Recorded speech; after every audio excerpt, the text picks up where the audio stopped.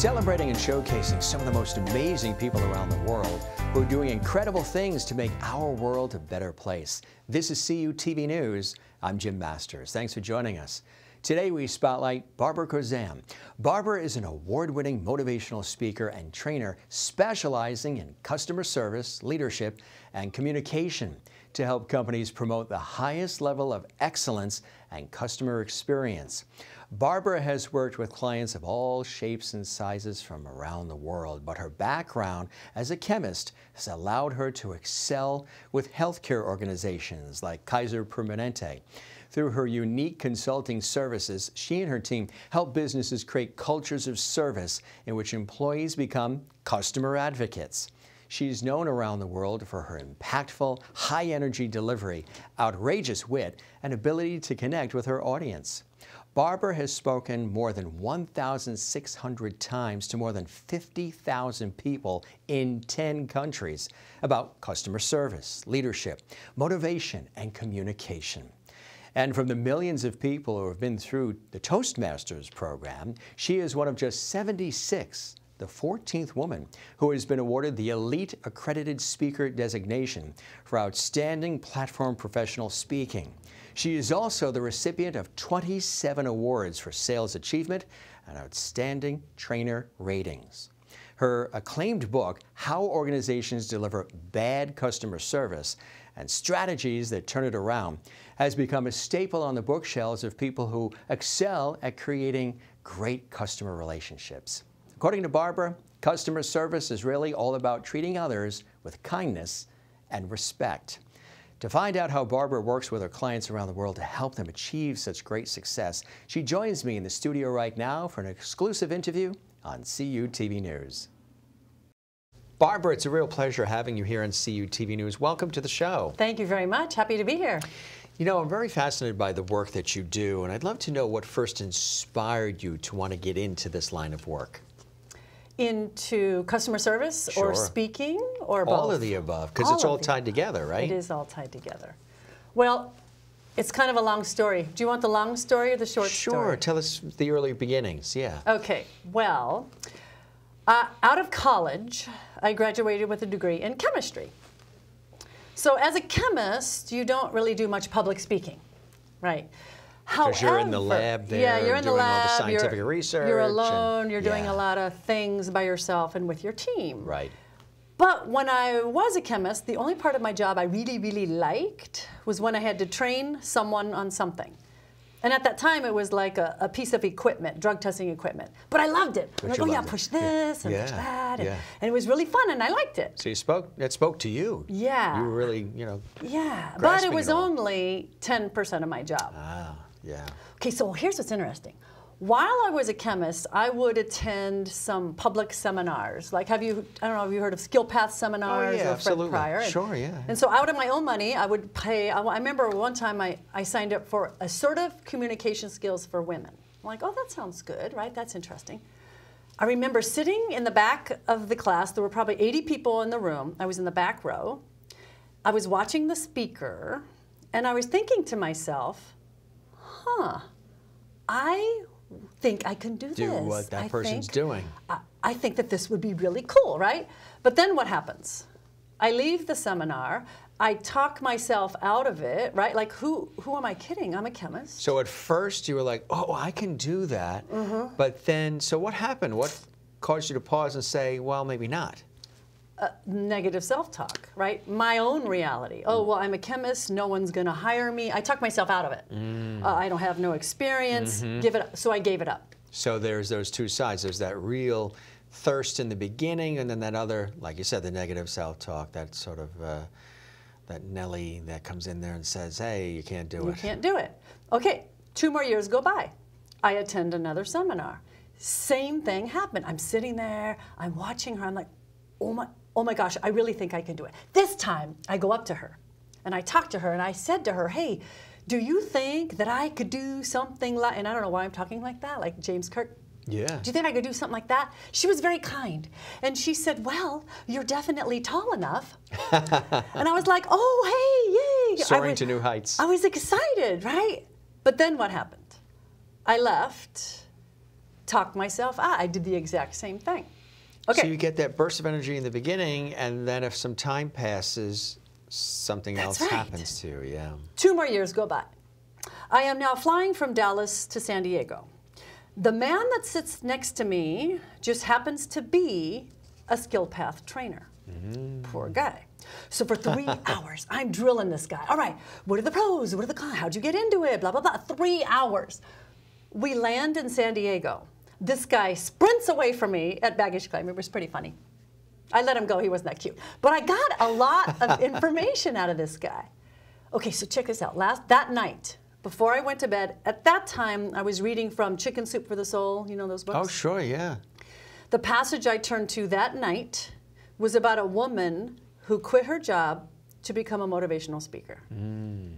So from that point forward, I started taking the steps necessary to go down that path.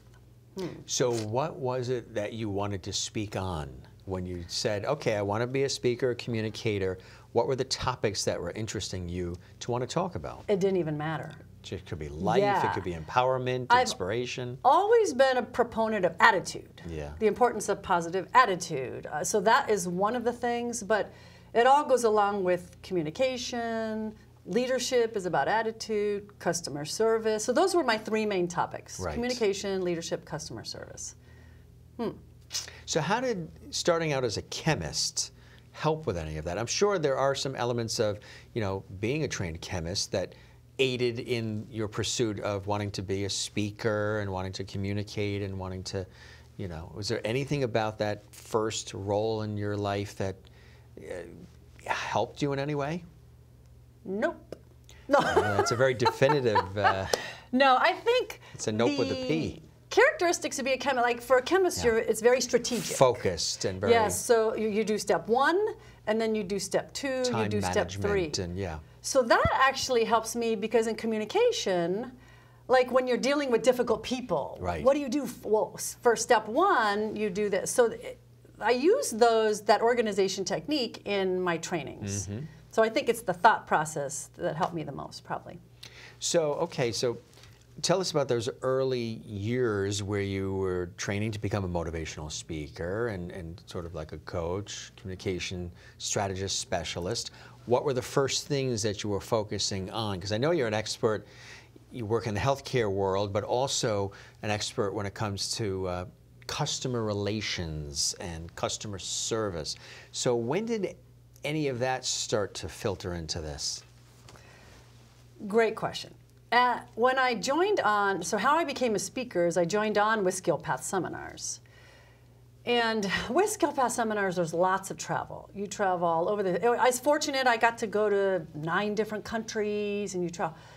But during all these travels, it became very apparent to me when I received good customer service and bad customer service. And I kind of became obsessed with it. I would notice, oh, they're wearing a name badge. Oh, hey, they didn't even make eye contact. Like, I became obsessed with all these little details. So then when I decided, with the help of a coach, I hired a coach, because as an athlete, I'm a very big proponent of having coaches and mentors. Sure, right. So I hired a coach to help me drill down my topic, and he helped me narrow it down to customer service. It just all made sense naturally. So, like you were saying, you were observing how other people were interacting with each other when it comes to customer service, customer relations, and then you decided to really make this a main focus of a lot of your work. How'd you go about doing that? Beyond the coaching that you received, actually starting to apply it in the business world.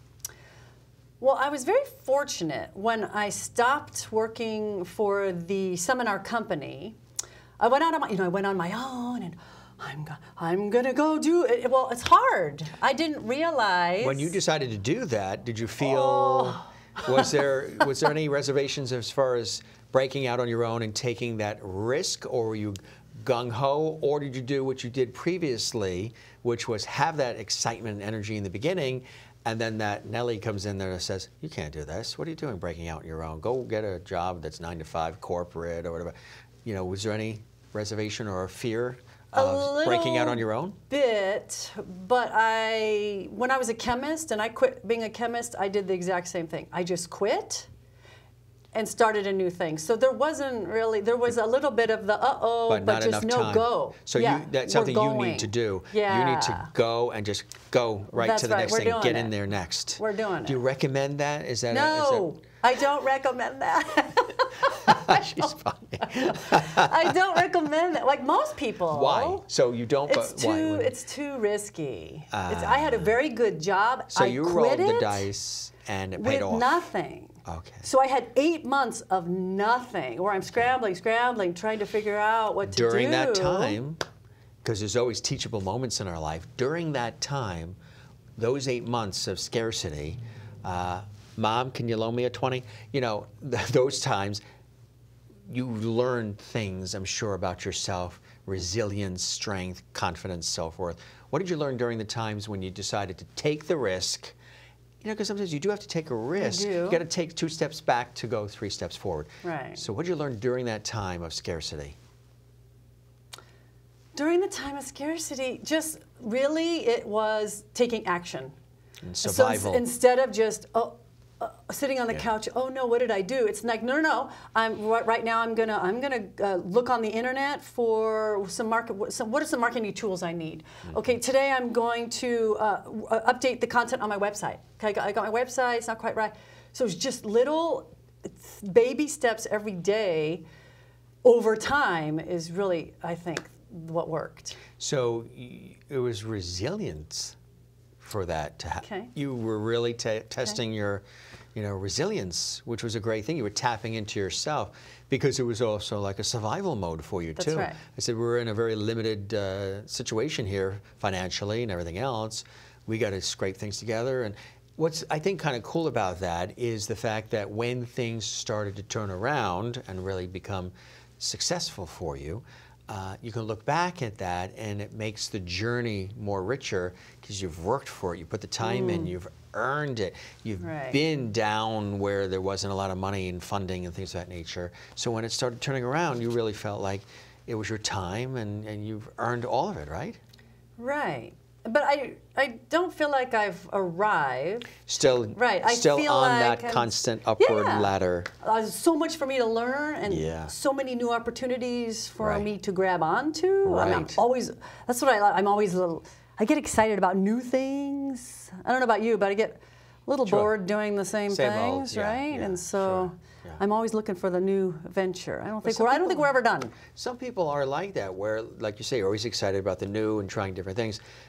But like you said earlier, in order for them to, enact it, they have to act on it quickly because it'll wear off, for that excitement, that buzz, the high of it will wear off quick because you'll start trying to dissect it of, well, this can go wrong and this can happen and all these different things. So the fact that you jump in sort of head first, for some people it works that way because you can overthink and overanalyze and talk yourself out of so many things, right? That's what I think a lot of people do. Most they're people, in like a job or a situation they're not happy with, comfort zone, and they're like, well, I really wish, what if? What's their passion? Yeah, but then they either overanalyze, like they do so much research, or they never try it, or like, how about talk to someone who's doing what you want to do, right? They mentor. can guide you. Very good to have a mentor, isn't it? And then you may very well decide, oh my gosh, no, I don't want that. It's not what I thought it was, right? Like a friend of mine wanted to buy a franchise,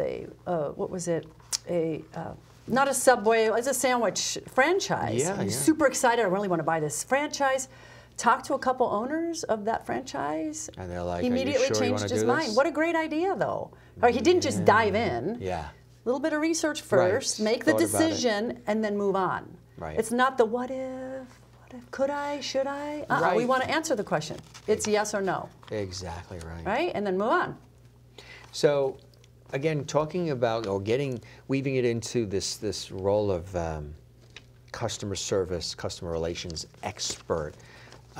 Tell us a little bit more about some of that process and how you started to weave that into the work that you do. Was it that difficult?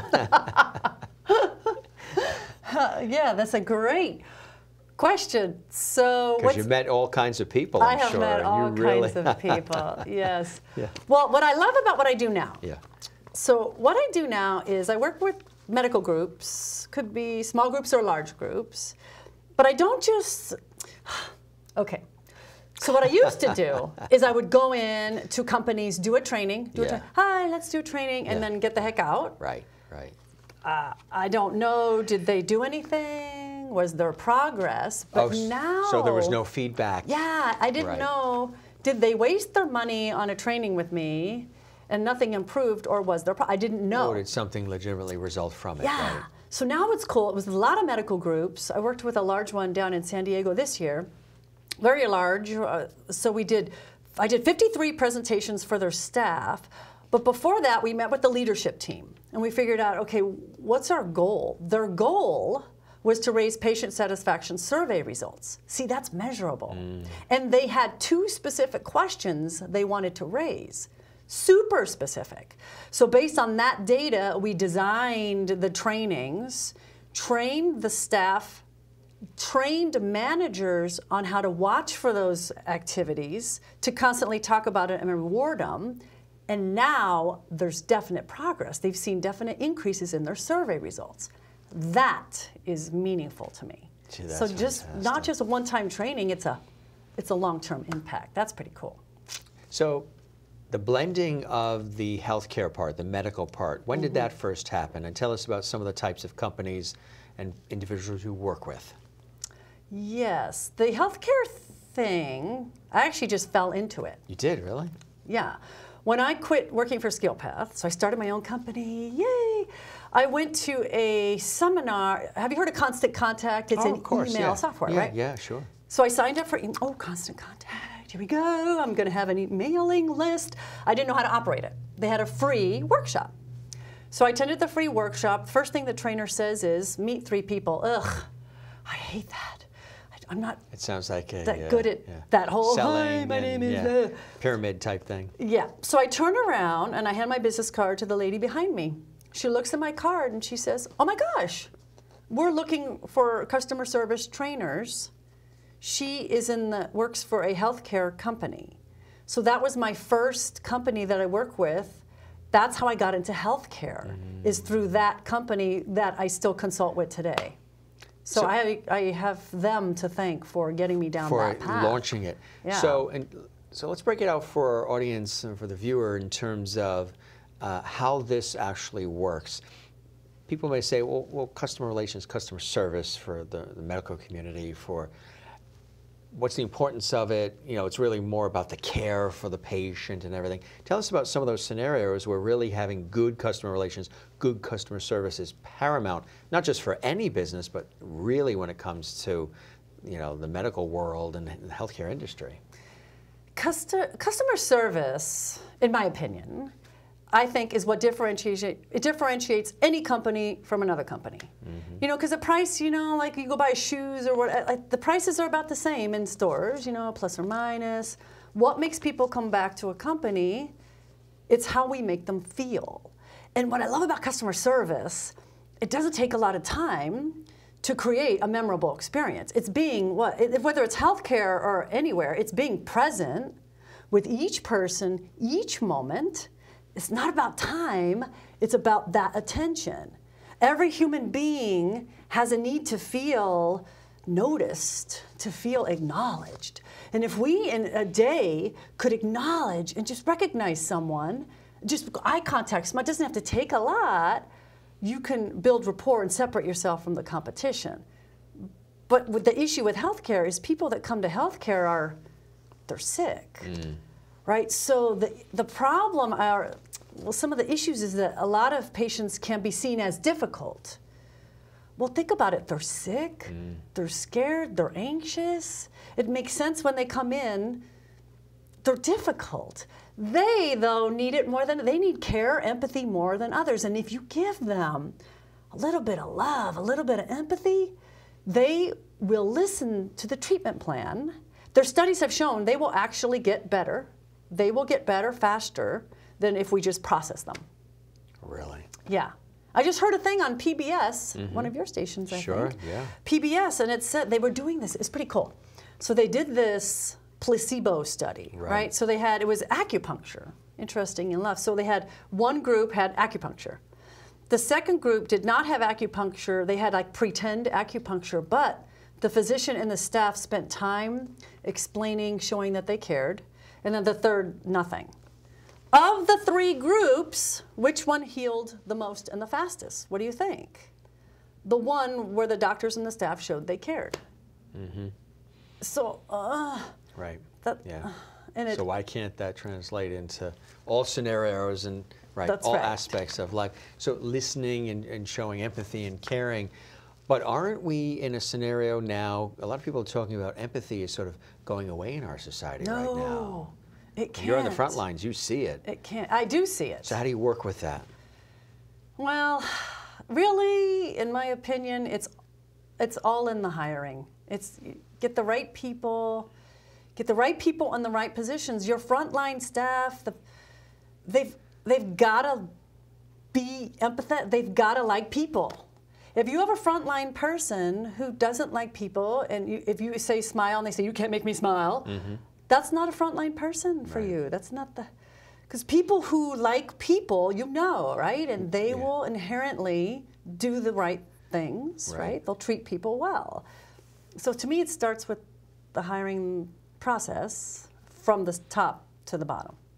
So when you're at the restaurant dining and it's your birthday and they come out and sing happy birthday to you, you know they really want to and they're not forced to. Right, right. Yeah, whether, yeah. Right, exactly, because you can tell. So we're also in a very technologically driven and focused environment. So that's also affecting the ways we communicate. There's internet and social media and emails, taking some of the human connection, the eye contact, the facial expressions, the voice. I mean, all things that, as humans, we're supposed to be communicating with. The nuances of all of that. Email can be misread if you capitalize too much. I mean, all these different scenarios. How has that come into play in terms of the changes that have occurred in customer relations, customer service? Well, all of that is huge, especially even like in healthcare. Because think about it. So I'm a patient, and I'm talking to you, my nurse, or the registration person. So I'm talking to you, but what are you doing?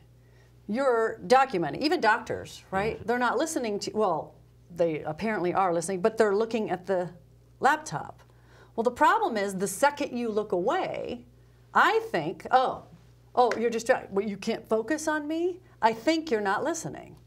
So it's huge in healthcare with providers, with frontline. It's huge with, I go to a store and the person doesn't look at me ever, right? They're behind the cash register, next, and then I'm processed. Well, they were fast, they were efficient, I was in and I was out. Certainly I didn't feel very special about it. So this technology is great, it helps you be efficient, but it's not making the connections. It's not making the relationship. The feeling is what I remember as a customer. When I feel good, I'm going to talk about it. But if we're just being processed, I don't remember you. And I'm going to go to the next company that makes me feel something. Let's talk about and break down some of the offerings that you make available to your clients. If somebody's to hire Barbara Khozam, what are they looking for? What do they need? And how do you start to address their needs? Great question. A lot of times my first contact with someone is because of customer service training. I want my frontline staff trained. And when I ask them why this training now, they'll usually say someone complained about it, or the reviews aren't very good. The Yelp, you know, these reviews nowadays. Yeah, you can be anonymous too, and that's right. Say anything about anybody. You can really.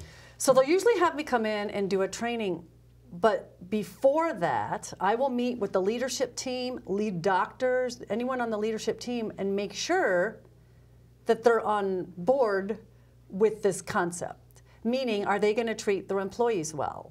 Are they going to role model the behaviors we're looking for? Because it all starts at the top. You know, I can go and train the front line, but if the owner and the managers aren't treating employees, it doesn't work. It's never a long-term solution. So the most success I've had is when leadership team's on board, managers are on board, and they're excited, they role model, hand it out to the employees, do trainings. That works. And then after the trainings, I'll share with them momentum strategies. So how do we maintain it? So do we do weekly huddles? Do we talk about it? Do we have scorecards? Do we have posters? So we help create a strategy for long term so it can be maintained over time. It's pretty cool. So do you work with all size of companies, different sizes, different levels, different industries, fields of endeavor? So I'd say 80% of my clients are healthcare. But I also, one of my clients is in San Diego is a plumbing company. And they, that's fun. So they have about 150 plumbers. So that I do workshops for them as well as for their office staff, phone folks.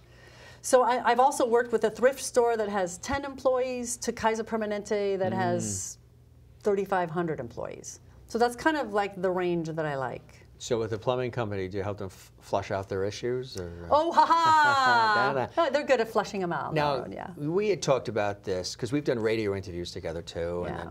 and then went for a bite to eat before we came into this television studio here in this setup.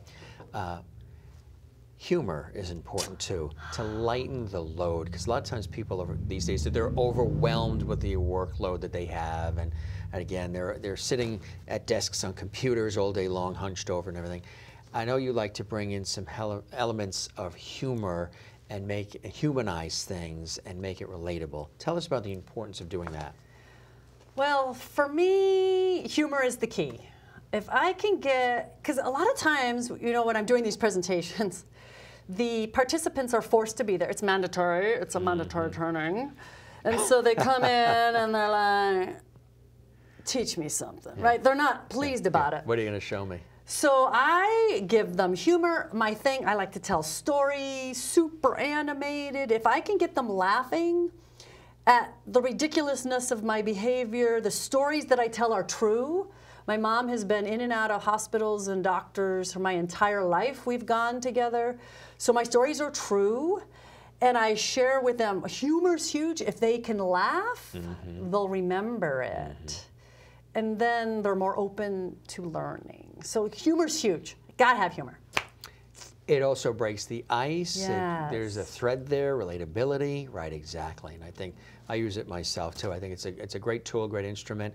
And it's also authenticity. It's all about authenticity and developing trust with your client and them with you, right? That's an important part. It's one of the first things I know that you like to do, because sometimes they may be opening up about personal stories and fears and worries and stressors as well, right? Right, absolutely. So that's important. Yeah. So some of the other things you do, in addition to working with folks in the healthcare industry specifically, do you develop certain programs for them that they carry through on a regular basis, meaning your approach, you have a certain method that you use and certain techniques that are scientifically proven, that have been researched, that you've developed, but it's not one size fits all, right? You will mold it to the scenario and the individuals and the type of company you're with, right? Right. How do you go about doing that? So I have what I call customer service protocols. Some people don't like that word. Expectations. It's not really a script, but so I have one for frontline staff and medical assistants, for example. There's one for the telephone. There's another protocol for how to deal with the challenging customers / patients. So they're on specific behaviors. So it's not generic. It's pretty specific, and it will be tweaked for the different companies. Like, for example, the plumbers had a different protocol than, of course, frontline staff. But they're specific. So, for example, if you work in a company that has customers that walk in, it would be acknowledge customers immediately. Okay, so that means not in a minute. That doesn't mean in 30 seconds. It means as soon as they walk in. And then we talk about it. How do you do that? Oh, is it eye contact? Do I wave? Do I give them some kind? So each protocol is a specific behavior. Like, introduce yourself. Hi, my name is Barbara. Welcome to XYZ. Okay, it's something that managers can hold them accountable to. It's an observable behavior. It's not necessarily a script. Although we do have recommended phrases that we like. For example, I know one of your things that you love is no problem. Oh, boy. Yeah, pet peeve, right? Right. Whatever happened to my pleasure? That's right. So what our recommendation is, instead of no problem, no worries, no biggie, we say you're welcome or it's my pleasure. I forgot about no biggie. Yeah, no That one biggie. too, Yeah, that's yeah. a big one. Yeah. So we have recommended things that they can say, but That we are more don't, pleasant and yeah, more, we don't want people to be robots. Right. Right. You've dealt with the person, hi, my name is Barbara, welcome to, Yeah. not robots. Right, We want them to be authentic Yeah. with respectful language. Right. Exactly. Yeah. So these protocols are what managers can use to hold them accountable. And it's easy to have a conversation. Oh, I noticed, Jim, I noticed that the protocol here, it says to use the customer's name. Yeah. Right. And I noticed that you called Jim Stud Muffin 3 times. Yeah. So let's get back on track. Right. Right? So it's a nice tool to have the communication, right? Like, Right. this is the expectation. Yeah. This is what I noticed. Right. Yeah. And How do we here's get? how to Yeah. sort of polish up So that it's a nice presentation. tool for accountability. So going through some of these protocols, what are some of the biggest mistakes that you see either individuals or companies making when it comes to customer relations and customer service in any field, and especially in the healthcare industry? I think really the biggest issue is not talking about it. Like, oh, you went to a training, okay, you're good. So you're good. We don't have to do anything else, and just But go no, do it. Yeah. Like the Ritz-Carlton, you've heard of the Ritz-Carlton, they have daily, they don't call them huddles, they have daily I don't know what they call them. They have a certain name, daily meetings. Every shift has a daily meeting, and they talk about one aspect of their service culture. They've got 12 values. Every Ritz does the same value throughout the world on the same day. But you have to talk about it all the time. You can't expect people to remember, oh yeah, remember at the restaurant, we're going to introduce ourselves within 30 seconds of them sitting down. Within 30 seconds. Okay, we got it? People don't remember this stuff. So it's just top of mind awareness, TOMA, top of mind awareness. That's really the key to success, is constantly having that conversation. To really, yeah. And then recognizing people. When they do great jobs, oh my gosh, today, Jim, you used the customer's name. Oh my gosh, did you see his face light up when you said his name? Oh my gosh, that's great. Because the recognition is really important. And I think, giving people the opportunity to realize that they're appreciated and valued is essential, isn't it? That's right. So that's one of the components to it all, too. That's correct. Huge appreciation, especially with the millennials need a lot. Well, everyone wants recognition. Some people want and need it more. So it's certainly not going to hurt. Do you find that millennials are searching for it more? Generally, I have found that. They seem to have, they've grown up in that kind of environment where they're constantly everybody got an A, rewarded. everybody's the gold child, everybody plays, everybody does, And one of the complaints I've heard from some millennials is that's what they grew up with, and then they go into a company, no one says anything good, it's only the bad stuff. Well, how motivating is that? Yeah, and they're not used to that. Right. Yeah. Just a little bit of great job, thank you for coming in 5 minutes early. Because you came in early, we got all set up and we're able to be ready to go at 9 o'clock or whatever time you start. Do you ever find people, because it's their personality, resistant, or it's harder for them to adapt to do that type of thing, to pay compliments, to be, that type of person at all ever? Yes. You do, really? Yes. Actually, quite a few leaders that I work with have that attitude. Well, they're just doing their job. Why should I compliment them if they're just doing their job? They get a parking spot and I'm paying them. Right. So why should I have to stroke them because it's part of what they're supposed to be doing anyway, type thing? Yeah. But if you do any research on motivation, what motivates your people, that's a common question I get, right? What motivates my people? If you do any research on this, one of the top 5 motivators is recognition. What motivates you is recognition. Let them know, that they're on the right track. Show them how what they're doing impacts the big picture, right? Because you did this, that customer got well. They knew that you cared about them, and they followed the treatment plan because you opened the door for them and used their name. So when you do this work, do you break it out into individualized sessions, group sessions? Do you speak to different departments or the whole company all at once? How do you actually do the process of it all when you're dealing with a specific company? Yes. So a lot of times what happens is I'll start with a large company-wide generic presentation, and then from that we'll break it down into the different departments. So like, for example, contact centers, telephone people, they have completely different issues than front desk staff, than billing. So if we could, sometimes I'll do them all together. It depends how big they are. But if I can segregate it, we can be a lot more specific. Yeah. So do you also give them packets and materials and things that they can take home and read, and that can, written material as well? Yes, I usually have a handout. But what I'm really excited about, yay! I just finished creating a 7-module video series. Oh, really? That it's mainly for healthcare. And it comes with a quiz. Each module has a quiz, and it comes with a leader guide. Because one of the complaints, not complaints, but issues that I've had is people, someone will hire me and they'll say, well, some of my staff couldn't make it because they're working the front desk. Yeah. What do I do about them? So now we have these modules, so managers can play it during lunch. They're like 15 minutes or shorter. You can play it during lunch, do a quick refresher, so you constantly can have this reminder and the trainings on these principles. It's pretty cool. That's fantastic. Yeah. You also do speaking engagements too, right? Yes. So you travel around a lot. I know you really enjoy that, right? I do. Yes. You've done thousands. I mean, I've done a lot. Let's talk about what are those scenarios like? Are they, an auditorium filled with people? Is it a group of 30? How does that work? Yeah, no, big groups. I've done anywhere from 4 to 2,500. So the bigger the better, in my opinion.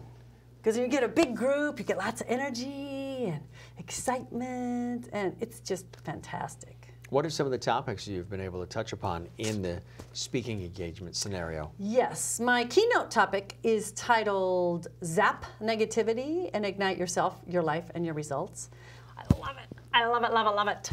So we get to talk all about attitude, the power of positivity, but also the impact of negative attitude on your physical body, everything. Yes. So it's very cool, it's very interactive, very light yet useful. You enjoy it, you really do. I love it, that's so fun. I think you do this as much for you as you do for them. I do, it's totally which about is me. terrific, Yeah. right? Which is a great thing, I mean, because you're living your dream, you're living your passion. It is. And then there's this whole thing about happy pants. Uh-oh. What the heck is happy pants? Happy pants. Okay, so now that we really got their attention. I know. Well, so I tend to be happy. Oh, sure. Because I talk about positive attitude. Exactly. And I have a Big lot believer. of energy. Yeah, I believe that too. So a lot of people will say, well, who are you, Miss Happy Pants? Yeah, why are you so happy? Yeah, why are you so happy? And then I used to say, well, yes, I am. Why don't you try them on or something? So then I decided, well, I'm going to create some things. So the first thing I created some Happy Pants keychains. Oh, I like that. I know, it's pretty cool, right? Yeah. A lot of my healthcare workers like these because they can put them on their smocks, right? Oh, Or they'll give them to their coworker that's grumpy. What's it say on it? It says happy pants. It just says Happy Pants. And it's yellow pants And with the smiley faces on it? Yeah, it's yellow pants, yeah. That's and cool. then this year, oh my gosh, this is my new addition to my collection. Oh, I like that keychain. I just created Happy Pants keychains. Yay, and they're made like little gummy bears, so you can hang it around.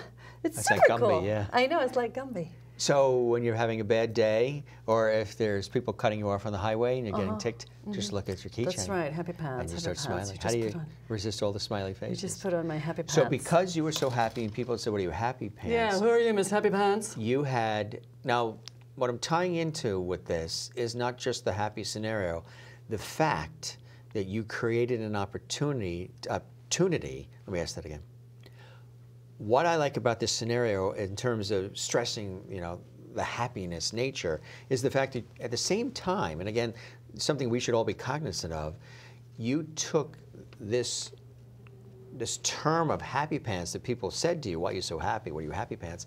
And you actually saw an opportunity with it to create something from that, which I think is fantastic. Right. So you created this whole scenario, and you have these wonderful items and things of that nature, which are really, really positive. And that's a cool thing to do, right? I mean, you took something that was like happy pants, and you turned it into this whole other package. Right. That's right. And there's a book out there called Happiness is a Choice. It is. Have you heard of that? And I kind of agree. You know, like we can get, so a lot of people in customer service roles can get burnt out. Yeah, because they're hearing all kinds of things all day Yeah, long. like they start off okay, and if it's during the holiday season when it's super busy, and then we've got these angry people, and so then like they're like, but I like Disney's philosophy. You know Disney's philosophy, right? Oh, sure. Disney Disney employees, way. Disney way. Disney employees are not called employees. They're called, do you know what they're called? Cast members. Oh, I like that. And cast members have ingrained in them, it is a service expectation that when they walk through those doors at work, they're on stage. They're playing a role. And their role is to deliver an extraordinary experience to every person every time. See, it doesn't matter what's going on at home. I have stuff going on at home. I'm sure you do too. That doesn't matter. Because when we're on, we're on. Now, when you take a break and you take your badge off, you can go back into misery. But when we're on, we're on. And it's kind of like, this is what this does for me. It kind of, like, it hits the pause button. I'm like, uh-oh, I'm getting grumpy, right? I'm traveling, I'm tired, I'm grumpy, uh-oh. Happy pants. Yeah, let's change that. Because when I fake it physically, people can tell can't. and you No, feel, but like if I act like I'm happy, I'm walking through the airport and I act happy. It doesn't work. No, my thought process will change. Yeah, It's weird. Like exercise. Yes. Like when I go to the gym, I feel great when I'm done, not when I'm walking in. But when I'm walking out, I'm like, oh. Okay. Yeah. Yeah. So that's kind of what this does for me. It's just like a little pause button, like, uh-oh, am I going down this negative thing, or can I choose something else? Part of all of this, you wrote this book, and I know there's another one you're working on as well. Yes. How organizations deliver bad customer service and strategies that turn it around. Yes. So when you wrote this particular book, it's Yes. a great reference, it's a great tool, it's a great guide, something you can keep referring to as well. What did you hope people would get out of this book? What was the purpose of writing this particular book? Well, I just, my goal, here's my goal. I just want people to be nice to each other. Big goal. Right? That's it. That's really nice goal too. I just want, not just customers, but like everybody. Just humanity. Hold the door for come on, someone. Say thank you. Exactly. And so this was really just 30 tips on what you can do. Actually, 30 tips on what not to do. And are you irritating your customers so they never buy from you? Yeah. And it's just a tip book. So for example, like introduce yourself is one of them. Smile. But these are things we can all do in our lives, right? If I go to a party and I don't know anyone there, do I stand in the corner and mope, or could I walk up to someone? Hey, Jim, I'm Barbara. Nice to meet you, right? I think that's a different approach. So to me, it was just simple tips that people can use to get in a better customer service spirit. Interesting. You got real world examples in here as well. Yeah. Tip 17 on page 107. Treat everyone exactly the same. You don't have time to learn everyone's personality style. And then you've created these two interesting characters. One is Positive Paul, and the other one is Negative Ned. So you have here, it actually shows you, on one side, this is what Negative Ned says about that, and this is what Positive Paul says about that. I like the fact you created these characters people can sort of relate to, because inside of all of us, we have a positive and a negative, and the scenarios of each. What was the idea of doing that, sort of breaking out the, obviously the positive is what you'd want to go with. I was trying to make the book something people would read. I get so many books, it's all just words. But this kind of just broke it down like okay, here's a bad example. And it was kind of fun. I tried to make it funny. Yes, yeah. Right? So the negative net is the negative part, Sure. funny part, or so Yeah. I think. Yeah. And then the positive one is, well, here's what you really should do. So it was just really to make it kind of break it down, and you'll see it's super easy. It's got like strategies that turn it around. It's not all words. It's got, okay, you know, use people's names. So it's every tip has one practical step. And again, what I like is you have the negative, the Yeah. positive, and then you follow it up with a real world example. Right. Okay, so you've got the negative, positive, and here's how you can actually apply it and maybe relate to it with a real world example, which I think is terrific. Right. There's a lot of different strategies in here that are really, really popular. I mean, not popular, but meaning they are something that can easily be adapted into everyday life and Right. absorbed into everyday life. Interrupt your customer when you know the answer. Jump right in and save everyone time and effort. Negative Ned says, listen whenever your problem, or whatever your problem is. I've seen it like 1,000 times, so I don't need to hear every little detail or every microscopic consequence of what you're dealing with. Plus, I don't really care. But positive Paul says, although listening is the most effective communication tool, it is not the most practiced to our fast-paced, multitasking society. Listening and face-to-face communications have taken a back seat to texting, like we were talking about, Twittering and emailing. And if someone isn't done talking within 5 to 7 seconds, we start to think about something else. A lot of people do that. Whatever we're going to say, what we're going to have for dinner, and what outfit we're going to be wearing, things of that nature. So we get distracted, and we ask ourselves why. People speak at an average rate of 150 words per minute, but we listen to more than 300 words per minute. Many benefits to listening too. So it's really, and that's another thing too. People want to be heard. That's right. But a lot of times, but so many of us are doing the speaking. We want to be heard, but we don't want to listen after we make our speech. Right. And that's really important to, you have to have a 50-50. It's got to be a back and forth in life, right? Right. Tell us about that. Exactly. Well, I'll just give you an example of this. I was flying from somewhere to somewhere else, and I like to meet people when I travel. So I met this one gentleman, and I asked him all sorts of questions. Oh, how did you meet your wife? And how did you get into this line of work? And so we had a nice conversation. By the way, he never, ever asked anything about me. He just answered the questions, right? It was fine. We land in San Diego. He turns to me, and he says, my gosh, you are so interesting. Do you know I hear the same thing? I was interested. And yet you were the one asking him, and he was the one telling. That's right. Because you took interest in him. That's correct. And you listened and you're engaged. And you became interesting by Right. the fact that, why did you take the time to do that? Right. Like, for example, I was traveling one day. I came into a hotel 2 o'clock in the morning. My flight was super delayed. So I said to the front desk staff, oh my gosh, I'm exhausted. I can't even believe my flight was delayed. And he said, do you want the second floor or the third? That's a missed opportunity, right? What could he have said? Oh my gosh, sorry to hear about that late flight. You know what? Let me get you a key. We're going to get you off to bed right now. Right. Right? That little bit of acknowledgement third would have floor. set him apart from the competition. Instead, I was processed.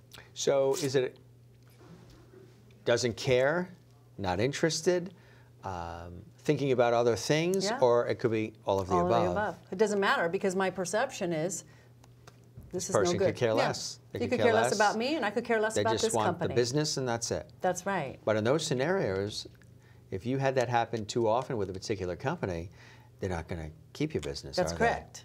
That's correct. I'll look for someone that when I come in, they're like, Ms. Khozam, we've been waiting for you, right? That's what we want. Or like healthcare. A lot of times the patients are repeat customers. They come in all the time. So how do you like this? A patient comes in and the front desk person says, hi, Mr. Jones, how are you today? How are you today? If I was any good, I wouldn't be here now, would I? If I'm going through cancer What treatment about or whatever it may good be. to see you right? again? You know, how Right. was your son's soccer game Exactly. last night? How did it go? How are your holidays? That's Yeah. right. How are your holidays? Good to see you. Have you been taking your, like, yeah. So many different approaches that we could have.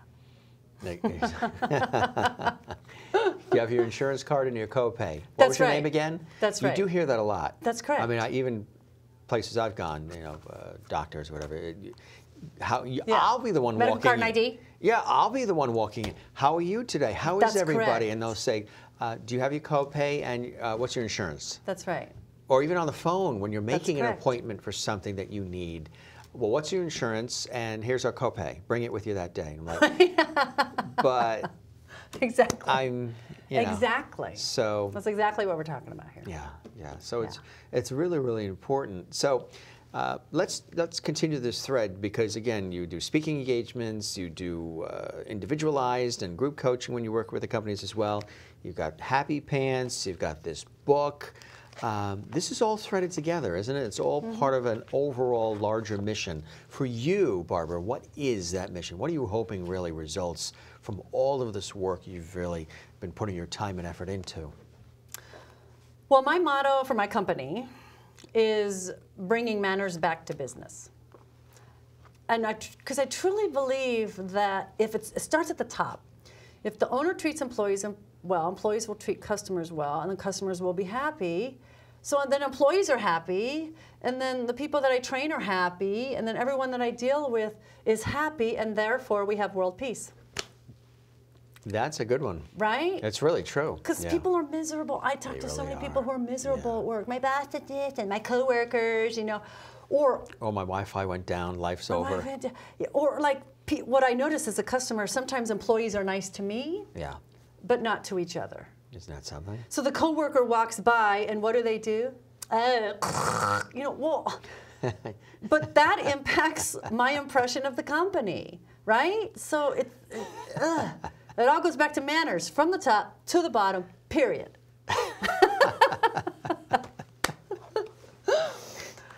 Is it this? It's simple, stupid method? That's right. That's right. That's exactly right. And do you find that when people get it, when they absorb it, they're like, oh my God, is that all it really took? And we just never thought about it or applied it or thought it was so much harder than it really is overall? Yeah, what's great is when the leadership team is on board, it's a piece of cake. It's my job's easy. They support the principles. They are positive about it. Like, that's a piece of cake. If the leadership team doesn't buy into this stuff, and it's just a waste of time. Exactly. And it's not fun for me. It's not fun for them, and it's no bueno. So, talk about some of the other things you're working on. I know there's another book. What are some of the other things you're working on for the future? For the future. Well, yes, my next book should be out in January, and that book is titled Why Your Employees Are Bad and Strategies That Turn It Around. So that's a leadership book. Okay, yeah. Because a lot of leaders will blame, well, my employees are bad. They're the ones that are bad. Are they? Or could it be maybe sometimes, something else? Yeah. So that's my new I like the way sort of gingerly, like... That's my newest book. Do you have mirrors in this room? Yeah. And then I just because the tone starts from top down a lot of times, right? It does. It really does. They don't. Oh, they don't leaders don't understand. No. But leadership. I've interviewed a lot of experts in the field of leadership over the years in many scenarios, and here on CUTV News, the radio and the television side, and a lot of them tell me that the role of the leader, the definition of the leader, is changing in a positive way. Meaning it was always thought of that the leader was the boss up in the ivory tower on the 50th floor, and you never saw them, never engaged with them. They never engaged with the lower ranks where they're on the front lines doing things. They always stayed up there. There was a wall between the two. And a lot of them, some of them are starting to realize, get in, meet the staff, roll up the sleeves, work, encourage, get their feedback, their ideas, their suggestions, nuggets for success and productivity. Do you find that changing, that the role of leadership is changing? Not necessarily the boss anymore, now the leader, the mentor. Right. That's totally true. And my the companies that do well, that thrive, have exactly that mentality. Now that main leader, like let's say CEO, COO, you know, those letters, they may not know every employee, but they'll walk around, you know, they'll say hi. The role of the manager right above, like that middle person, that role is really crucial too. That person has to also get involved, know their people, get to know their people, know why they're coming in late all of a sudden when they were fine, get their idea. It's just exactly what you said. It's each leader. So this leader may not have a direct relationship with those people, but certainly is seen, is communicating, is asking for ideas. It's just a separate relationship. But absolutely, those principles are absolutely That's what it's all about. Yeah. Do you travel the world? Do you travel coast to coast? Tell us about some of the places that you get a chance to go to and work So with. speaking, I will do all over the world. My customer service consulting business is really in the United States because I can really impact people when I can go see them and fly to them quickly. And then internationally, I do the speaking all over the world. So your focus is healthcare, customer relations, customer service, healthcare industry. Do you see yourself branching out into other areas, other industries as well over time? I could. Anything else that speaks to you? Yeah, that no, at this time, healthcare is it for me. Or you're so focused and so really, yeah. That's your drive, that's your passion is healthcare. It is. Because again, I mean, when you really think about it, when you are going to a doctor's office or you're going for medical treatment, the last thing you want is somebody that's not listening and grumpy and has an attitude and is just, because you're there and you don't feel good, or your loved one doesn't feel good. Right. And you may have something terminal, or you may be in severe pain or whatever. Right. The last thing you need is somebody to make you feel like you're a problem. Right. You know Absolutely. what I mean? So that's probably, I think it's probably one of the, other than maybe like retail and hospitality and restaurants and things. One of the things, though, that I love about healthcare is the people that work in it. Because the people that work in healthcare go into healthcare for a reason. Yeah. They want to help people. They tend to have empathy and they care. The only problem is, like, over time, when they've been doing it a while, they get beat down, they're burnt out, and they forget why they went in. Yeah, and they forget about the human element and empathy. So I just like to remind them of that piece that's in them. They have it, they know it, bring that out. They're already doing a great job. They just need to bring a little bit more love back, a little bit more empathy, and their results can skyrocket. Do you work with them for a limited amount of time? Is it a one-day only type workshop? Is it an ongoing session that's a couple of weeks, a month? Or do they call upon you constantly, and maybe you are sort of like a crisis hotline type thing, yearly, you know, all of the above. Really? So sometimes we'll set up monthly programs. Now that I have my modules, my video modules, training modules, I can have that go in, and they can do that a lot more regularly. Sometimes I'll go once a year. It just depends. What do you think makes, I mean, you're doing a beautiful job detailing it for us right now, but what are some of the things that make you unique for your clients, your perspective, the tools and resources you've developed? What, if you were to take a look at yourself and just the way that you offer these things and the presentation and your perspective, what are some of those things that make you stand out, you think, in your approach and your success and all the things that you do to help the companies? One of the things that I must do when I work with any company, I've got to do research. Yeah. I don't like doing generic. Sometimes they'll come, hey, just do a customer service training, and I don't like that because I'm not using the terminology or the examples of that company, even at that medical group. It could be a medical example, but if it's not specific to them, like if it's an eye doctor and I'm using urology examples, they won't really listen.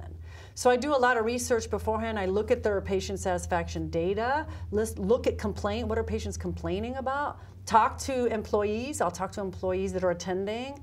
What is it that you want to learn? What have you already learned? So I do a lot of research before I ever go in and do a presentation. So to me, then when I'm there, they're like, one of the most common comments I get is, she was talking to us. I love that. That's what I want. I don't want them to think I'm just rambling off things. No, this is for you. It's tailored to them. So I really love doing that. So it can really, so they take home the information, they implement it. Are there any aspects of this work that is extremely challenging for you? Any of these scenarios? Any aspects that are challenging? Where you really have to dig in deep and really approach it from different angles to achieve that success or have them realize that success? Nope.